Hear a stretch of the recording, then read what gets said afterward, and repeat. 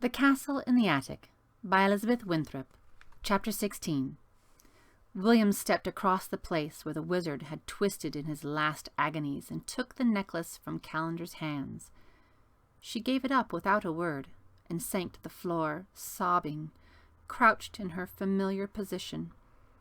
He glanced up at the soldiers still standing at attention by the door. They were staring at him speechlessly. "I have no wish to fight you," he said. Brian, his guard, was the first to react. "My lord," he said with a formal bow, "we thank you for your freedom from the wizard's tyranny. We are at your command." "Oh, not mine, Brian, but this man's," William said, going over to stand in front of Sir Simon. "But how do we break the lead spell? How can we bring him back to life?" Brian went to Calender and muttered something in her ear, but she just shook her head and pushed him away. "She will not tell me how to undo the spell, my lord," he said. "I don't think she knows how," William said. "I guess the wizard never undid any of his spells. But I have an idea. I have brought Sir Simon back to life once. Maybe I can do it again." While the soldiers watched, William put his arms around his old friend and pressed his cheek against the cold metal wrinkles of his tunic. "Come back, Sir Simon," he whispered. "Your kingdom has been retaken." Suddenly, William felt those arms crushing him in a familiar hug, and he looked up to see the knight's eyes filled with tears. "Sir Simon!" he cried. "You're alive!" The knight didn't speak, but held his squire at arm's length as if to study his face more closely. Then he looked slowly around the room. "The wizard?" he asked. "He's gone.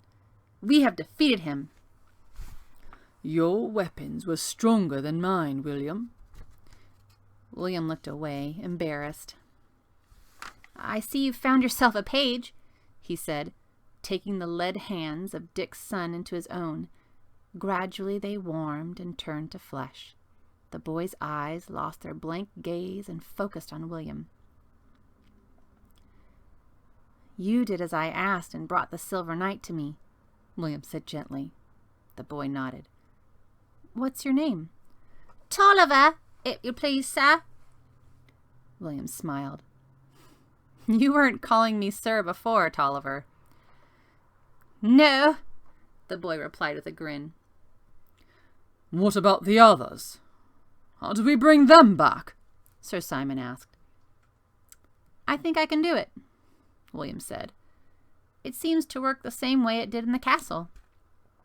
He went from one lead figure to another, touching a cheek here, a hand there, until the room was filled with live people, asking questions and stretching their stiff limbs.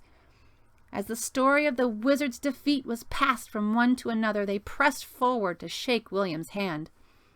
When that was done, he took Tolliver and Sir Simon over to the corner where Calender still crouched. He touched her on the shoulder.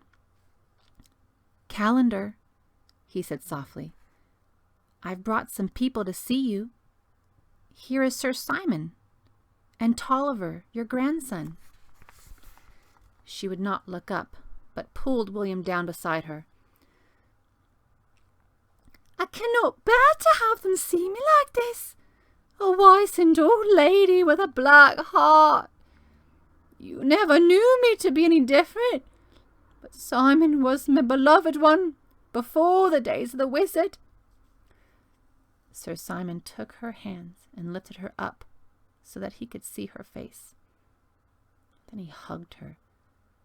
"My beloved old Calender."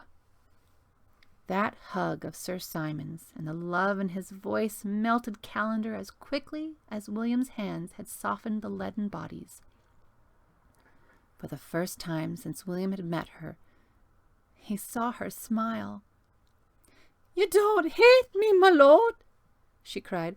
"I should have struggled harder with Alistair to rescue you." "Even if you had, there was nothing you could do against his power. These years with the wizard must have been very lonely ones." She closed her eyes as if to shut out the horrible memories.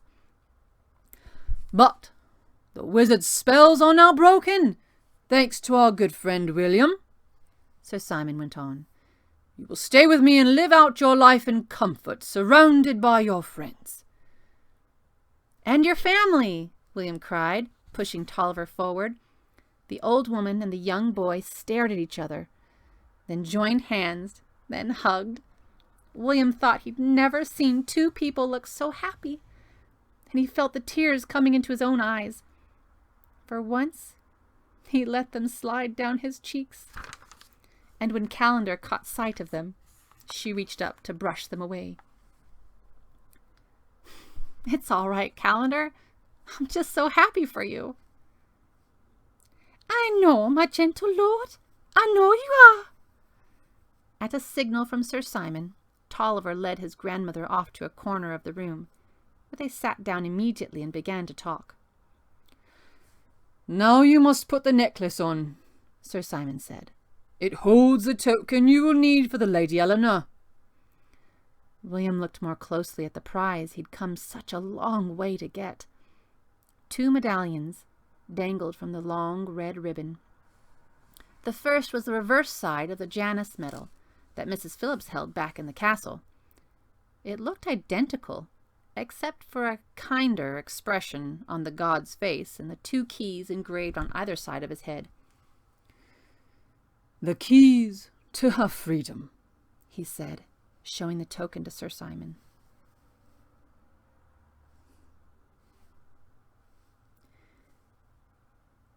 "And this is the lead disc," the knight said. "What are those markings on the top?" William asked. Sir Simon picked up the medal rather gingerly and peered at it. "Well, that's the sign of Saturn," he said. "According to the old alchemists, lead was associated with Saturn, the god of death and decay. An evil sign, to be sure." William slipped the lead medal off the ribbon. "Well, I only need the Janus token," he said. "You take this and keep it somewhere safe. I don't want it to fall into the wrong hands." There was no time for further discussion, as the crowds were pressing forward once more. Brian appeared by William's side with a big black cat in his arms. "Where did that come from?" William asked. "The spells are broken. This is Calender's cat," Brian explained. "You knew him better as the dragon that guarded the castle gates." William looked into the animal's eyes, but he saw no horrible pictures of fire, only a calm, mysterious expression. Suddenly the cat meowed. "I think he's hungry, sir. I shall see that he gets something to eat," said Brian. William was eager to return home immediately, but the Silver Knight insisted that a celebration be held first, so a huge banquet was prepared. In the baronial hall upstairs, William sat at the high table between Sir Simon and Dick, the apple-tree man, who had come to the castle looking for his son. Each plate was heaped with good things, and each cup was full to the brim. While they waited for all to be seated, William asked Sir Simon something he'd been wanting to know. "How did you get out of the forest, Sir Simon? I stood and called your name, hoping my voice would lead you back to me." Sir Simon shook his head, staring down at his plate full of meats and breads and savories. "To think that I should be fooled by the vision of moonlight. But Lord Luck himself must have been walking beside me, because eventually, after much wandering, and at the edge of despair, I found myself next to a real stream. I followed it out of the forest, knowing that at least I was going in one direction, not in endless circles." He turned to Dick, the apple-tree man. "Young Tolliver found me and told me that William had gone ahead. I made such haste to catch up with him that I must have passed him altogether." "Well, I'm afraid he was up a tree for a very long time, thanks to me," Dick replied, smiling at William. "Well, we are all together now, and that's what counts," said Sir Simon. Standing up, he knocked on the table with his fist until the great hall fell silent. Then he raised his tankard. "Here's to young William, who found his own way through the dark forest. He alone has defeated the curse of a man who held our kingdom prisoner for far too long. Let each of us remember the lesson William has taught us. The weapons that you need to fight the battle are inside your own heart. To William!" he shouted. "To William!" answered the 100 happy voices. William jumped to his feet and put up his hands for silence. When the tumult had subsided, he raised his own tankard and shouted, "To the Lady Eleanor!" "To the Lady Eleanor!" they all roared back. They drank deeply, one and all, and the eating began, to the sound of laughter and music and the cheerful thunk of the wooden bowls against the trestle tables. "What is all this food?" William asked as one serving plate after another was carried into the banquet hall. "Oh, boar's head with pudding, squirrel stew, boiled chickens, cakes with sliced apples," Dick rattled off, pointing to the various piles on William's plate. "But where did it all come from? The land I traveled through could not possibly have produced this much food." "Well, the moment the wizard was defeated, the land sprang back to life as if there had never been a famine," Dick explained. After filling his stomach, William gave up all effort at conversation and sat back to enjoy the scene. The good food and the hot, sweet cider lulled him to sleep, and later on in the evening he felt Sir Simon's strong arms carrying him up to bed. When William woke the next morning, Tolliver was waiting for him with a basin of water.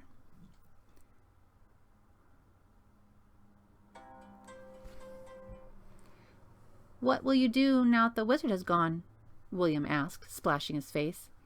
"Oh, Sir Simon says I may stay in the castle and be apprenticed to one of his squires. I asked if it could be you, sir, but he told me you was leaving us. I wish you'd stay." "There is someone waiting for me at home." Oh, the thought of Mrs. Phillips made him more eager than ever to be on his way. William ate a quick breakfast with Sir Simon, who was quiet after the revelry of the night before. "Will it be just as difficult to get through the forest going the other way, Sir Simon?" William asked. "You've forgotten, William, that the spells are broken. The forest is harmless now. Tolliver wishes to go with you. I shall give you each a horse, and he can lead yours back when he has seen you safely to your castle gates. There will be enough food in the packs so that you can take some back to the Lady Eleanor. I expect she has finished off all the mice in the attic by now." "Thank you." William slid his chair back, but Sir Simon's voice stopped him. "Please send my kindest regards to her. I shall miss her." His voice drifted off.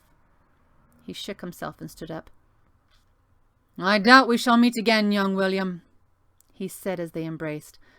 "But we shall live in each other's thoughts forever." William held on to his old friend for an extra moment. "I can't believe you won't be waiting for me in the attic after school," he whispered. For the second time in as many days, William began to cry. But he didn't try to hold back his tears. It was right to feel sad. It was right to show it. "Goodbye, Sir Simon. I'll never forget you," he said. William and Tolliver rode out into the cool morning, when the steep hill leading away from the castle dipped down the first time. William turned to look back. The black pennant had been replaced with a silver flag, which curled lazily in the early morning breeze. Sir Simon stood on the wall walk, next to one of his guards, his arm raised in farewell. William returned the wave and pressed his horse forward with a sharp kick. The return journey took 2 days. Tolliver was an easy companion, respectful of William's silence, but eager to serve him whenever possible. Everyone they passed greeted them cheerfully, and often people pressed food on them or directed them to the nearest source of water for a cool drink. The news of the wizard's defeat had given the people renewed hope, and they had returned to reclaim their land. William and Tolliver spent the night at the edge of the forest, and in the morning, William handed his horse over to the page. "I go alone from here, Tolliver. Take your master's horse back to him with all my best wishes for his continued good health and happiness." "Oh, but sir, I was to go the way with you," Tolliver said. "I want to spend this last day alone," William explained. "All right, then. Goodbye. We won't ever forget you. Good luck to you." "And to you," William replied as he turned away from the wistful face and was lost in the dark coolness of the forest. This time there were no tempting visions, no noisy roar of angry animals. A cool path, patterned by spots of sunlight, led through the trees. Every now and then, an animal rustled away at the sound of William's footsteps.